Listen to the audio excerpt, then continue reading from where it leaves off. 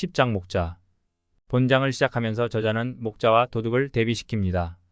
목자는 문으로 들어가는 자고 도둑은 다른 데로 넘어가는 자입니다. 목자는 정도로 가는 예수님을 가리키고 도둑은 갓길로 가는 유대인 종교 지도자들을 지칭합니다. 여기서 예수님이 자신을 목자로 비유하실 때 당시 돌담으로 둘러싸인 공동 울타리를 사용하여 목자가 양을 치는 배경을 이해하는 것이 필요합니다. 마을에서 양을 칠 때 고용된 문지기 한 사람이 보통 3명 혹은 4명의 목자의 양 떼를 같이 지켜주었습니다. 이렇게 해도 어려움이 없는 것은 목자가 양을 알고 양도 목자를 알기 때문이었습니다. 밤에 한 사람만 지키면 아침에 목자들이 와서 자신들의 양들을 불러서 초원으로 갑니다. 양의 가장 큰 특징은 듣는 것입니다. 양이란 동물은 시력이 좋지 않은 동물이어서 시각보다는 청각을 사용해서 목자의 음성을 듣습니다. 그래서 요한복음에서 양의 특징은 듣는 자입니다. 예수님의 말씀을 듣고 주님이 보낸 증인들의 말씀을 듣는 자입니다.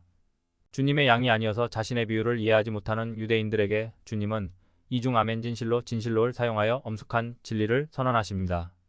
나는 양의 문이라. 이 말씀 또한 배경 이해가 필요합니다.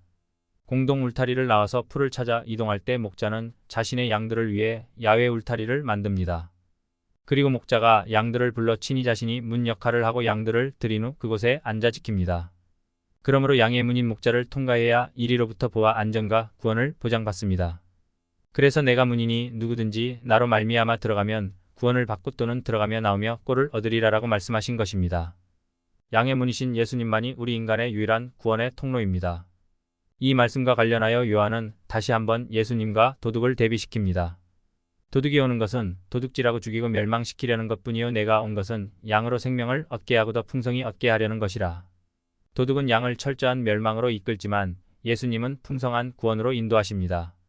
이 멸망시키는 도둑과 구원을 주시는 예수님의 비유는 자연히 선한 목자와 사꾼 목자의 비유로 연결됩니다. 참 목자인 선한 목자와 거짓 목자인 사꾼. 목자를 판별하는 시금석은 자신이 치는 양을 위해 목숨을 내어주느냐 여부입니다. 요한복음 10장은 이전 장들이 절기를 배경으로 했듯이 유대인의 절기 중 하나인 수전절이 하누카를 배경으로 합니다. 수전절은 요한복음에만 나오는 절기로 주전 165년 유다 마카비 형제가 시리아의 안티오쿠스 에피파네스에 의해 더럽혀진 성전을 회복하여 다시 봉헌한 날을 기념하는 절기입니다. 기독교인에게는 성탄절로 알려진 12월 25일에 시작하여 8일 동안 계속되는 절기입니다. 이 기간에 유대인들은 촛불을 밝히고 할렐루야 시편을 부르며 종려나무 가지를 흔들며 행진합니다. 혁명운동 당시에는 헬라 세력과 야합한 야손, 메넬라우스와 같은 대제사장들이 사꾼 목자였습니다. 반면에 성전 회복과 팔레스타인의 독립을 위해 목숨을 아끼지 않고 싸우다 죽은 유다 마카비 형제들이 선한 목자였습니다. 이러한 배경을 가지고 있는 수전절에 예수님께서 이 비유를 하심으로 유대 종교 지도자들을 사꾼 목자로 지목하고 자신을 선한 목자로 선포하고 있는 것입니다. 선한 목자이신 예수님은 마카비와 같이 자신의 양들을 위해 기꺼이 자신의 목숨을 버릴 것을 계시하신 것입니다. 이는 결국 십자가에서 죽음으로 성취됩니다. 그래서 지금까지 예수님을 유대인의 주요 절기를 완성하신 분으로 소개한 요한은 여기에서도 그를 이 수전절의 소망의 성취자로 제시하고 있는 것입니다. 이제 10장을 마무리하면서 간단히 핵심만 요약해 보겠습니다. 10장의 제목은 2글자로 하면 목자입니다. 그리고 10장의 키워드를 또 2글자로 하면 목숨입니다.